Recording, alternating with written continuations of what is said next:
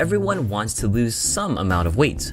Well, mostly everyone, and chances are you've tried your hand on different weight loss methods and a good amount of you have found results, but the overwhelming majority unfortunately haven't. From trying diets such as low carb, no fat, high protein, paleo, zone, keto, Atkins, and even if it fits your macros, to eating 2 meals a day, 3 meals a day, 6 meals, 10 meals, 1 meal, not eating at night, not eating in the morning, or eating only at a certain time. Fact is, you've probably exhausted your mind from just choosing a diet and exhausted your body from actually trying it. And here you are, still the same old you, no weight loss, and be honest, you probably even gained a few extra pounds. So what's the deal? Well, even if I told you that it's as simple as calories in versus calories out, aka eat less and move more, whether you trust me or not, there are many mistakes you're probably making when trying to lose weight. And if you wanted to make sure the next time you go on a weight loss plan, say like right now, it's best to avoid making these 5 common weight loss mistakes. Number 1. Underestimating how much you eat. Aunt Jay swears that she's been eating only 1,000 calories a day max, but for some reason she's still not losing weight. So what gives?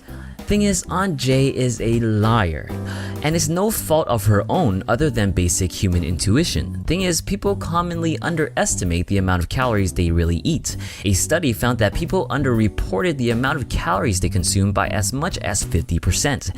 Aunt Jay says she's eating 1,000 calories, but it's probably closer to 2,000. So your best bet is to count your calories, but let's face it, it's not fun having to read each nutrition label and measuring your food. You're better off using a calorie counting app or website that will help you do it. Granted, it's not always accurate, but much better than having to do it alone. Number 2. Feeling obligated to finish your plate. If you're anything like myself and don't like to waste food, you're gonna finish everything on your plate.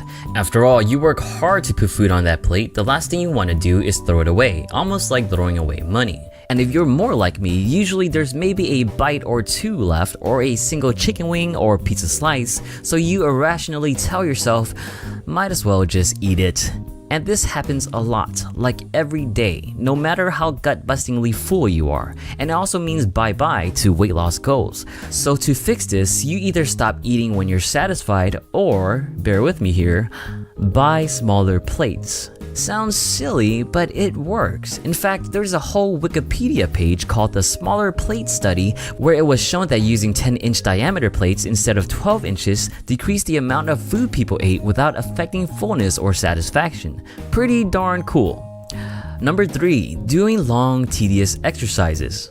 Cardio and weight loss, they usually go hand in hand, but should they really? Cardio, short for cardiovascular exercises, initially was used to promote a healthy heart, but with the rise of aerobics, it became the standard method in weight loss. However, it takes forever to actually do. Today's world, time is money, so spending an hour to burn 300 to 400 calories is just not worth your time.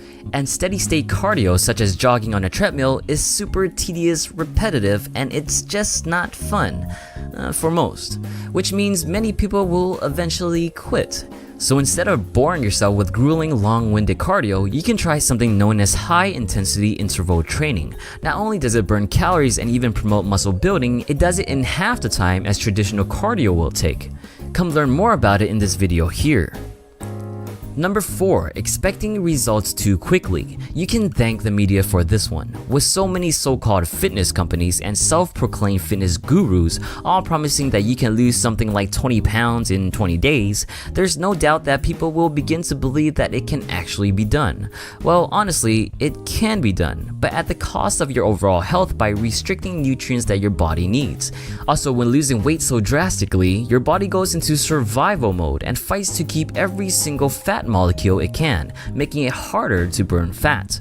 On top of this, a study found that in the popular television competition show The Biggest Loser, where contestants compete to lose the most weight in a small amount of time, many of the contestants ended up regaining all the weight they lost, with some even gaining more. This was due to their basal metabolic rate completely crashing. Your best bet is to shoot for roughly 1 to 2 pounds a week, or about 10% of your starting weight in 6 months.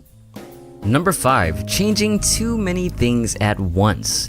Wanting to lose weight is usually followed by a sudden spark of motivation to change your habits. And a lot of times, people want to change multiple habits all at once. And when they try to do it, they end up failing all at once. Losing weight itself is a multiple habit changing process. Eating less is a habit, exercising more is a habit, drinking more water is a habit, heck, even counting your calories is a habit. When you try to do all of this at once, it gets pretty difficult to follow through. You're better off just going after one at a time. So whether it's eating more chicken or waking up early to work out, stick with one until it becomes a solid habit. And remember, people are different. Some habits are easier to change than others, and some just won't change. Try changing different habits until you find the ones you know you can do. Now there you have it, 5 mistakes that you can work on improving and hopefully help you with your weight loss goals.